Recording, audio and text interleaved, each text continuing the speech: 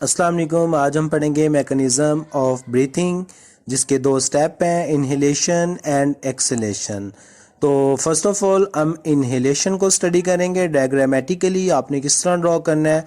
तो this is trachea, जिसको wind pipe भी कहते हैं, शी शेप कार्टिलेज होते हैं।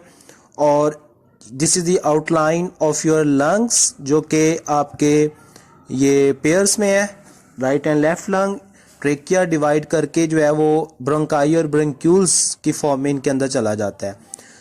तो आपने लेबल करना है ट्रेकिया को। ये बॉटम पे लेयर होती है मसल्स की, स्केलेटन मसल की, जिसको हम डायाफ्राम कहते हैं। This is the floor of the chest cavity. Diaphragm floor भी मसल कहते हैं इसको। ये रिब्स हैं, 12 पेयर्स होते हैं इनके ऊपर, लेकिन हम उसको ड्रॉ नहीं कर रहे। तो इनहेलेशन में सबसे पहले रिब्स मसल कॉन्ट्रैक्ट करते हैं, जिससे आपकी रिब्स अपवर्ड और फॉरवर्ड मूव करती हैं, ठीक है, ऊपर की जानब, जिससे लंग्स से प्रेशर कम हो जाता है।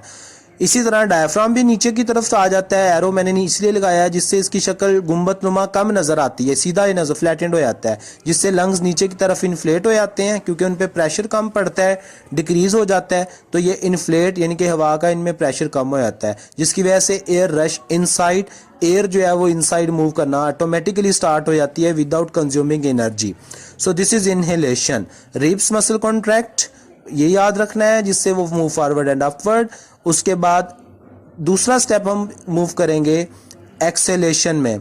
Acceleration, this is the reverse of inhalation. Again same diagram, this is trachea, जिसमें शी शेप कार्टिलेज होते हैं। और उसके बाद दीज आर दी लंग्स। लेकिन लंग्स जहाँ पे आपने जो ड्रॉ करने हैं वो थोड़े से कॉन्ट्रैक्टेड फॉर्म में करने हैं, बिकॉज यहाँ पर आके जो लंग्स हैं वो कॉन्ट्रैक्ट होंगे। सबसे पहले diaphragm will contract.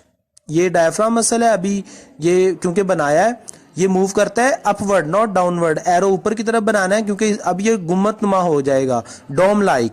Diaphragm muscle जो रिलैक्स करते हैं, नॉट कॉन्ट्रैक्ट, और it will become more dome like.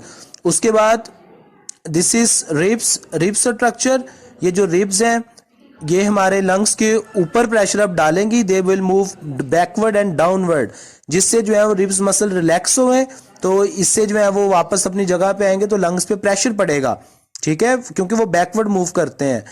तो नीचे से डायफ्राम भी कॉन्ट्रैक्ट कर रहा है, रिब्स भी, डायफ्राम भी रिलैक्स कर रहा है, जिससे अपनी जगह पे वापस आ गया, और रिब्स भी रिलैक्स करके अपनी जगह पे वापस आई, तो लंग्स पे प्रेशर पड़ा, जिसके नतीजे में वो कॉन्ट्रैक्ट हो जाएंगे लंग्स आपके, जिससे एयर जो उसके अंदर है that containing more carbon dioxide that will move outside. ये एयर पे प्रेशर पड़ा, उससे जो है वो एयर बाहर आउट होगी, तो जिसको हम नाम देते हैं G acceleration. So these are the step of acceleration. तो इसमें आपने रिब्स मसल और लंग्स पे फोकस करना है।